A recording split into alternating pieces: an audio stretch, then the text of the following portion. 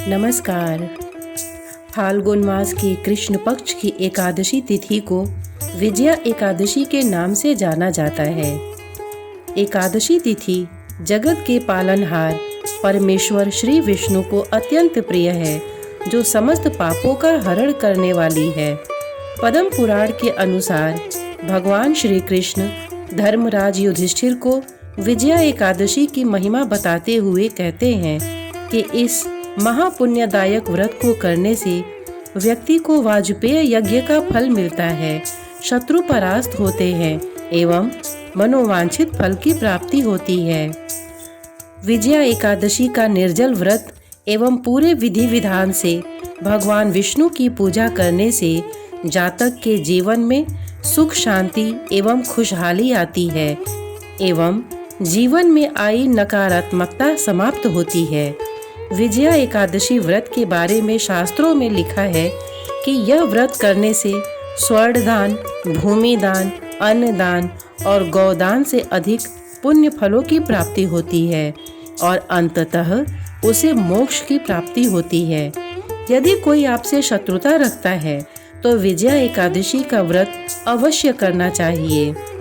इस दिन समस्त कामनाओं तथा सिद्धियों के दाता क्षीर सागर में शेषनाग शैया पर विराजमान भगवान श्री नारायण की उपासना करनी चाहिए। पूजा स्थल के ईशान कोण में एक वेदी बनाकर उस पर सप्त धान रखें एवं इस पर जल कलश स्थापित कर इसे आम या अशोक के पत्तों से सजाएं। तत्पश्चात भगवान विष्णु की मूर्ति या तस्वीर स्थापित कर पीले पुष्प, ऋतु फल, तुलसी आदि अर्पित कर धूप दीप व कपूर से भगवान विष्णु की आरती करें।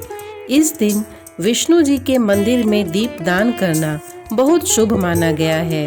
इस दिन हरि भक्तों को पर निंदा, छल कपट, लालच, द्वेष की भावनाओं से दूर रहकर श्री नारायण को ध्यान में रखते हुए यथाशक्ति विष्णु जी के मंत्र ओम नमो भगवते वासुदेवाय का जप करना चाहिए। विजया एकादशी व्रत की कथा के अनुसार त्रेता युग में मर्यादा पुरुषोत्तम श्री राम के वनवास काल के दौरान जब लंकापति रावण माता सीता का हरण करके लंका ले गया, तब प्रभु श्री राम ने सुग्रीव की अनुमति लेकर लंका प्रस्थान करने का निश्चय किया।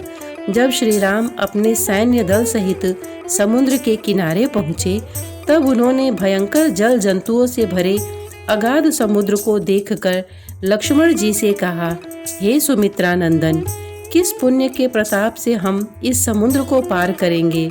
तब लक्ष्मण जी बोले, हे पुराण पुरुषोत्तम, आप आदि पुरुष हैं, सब कुछ जानते हैं।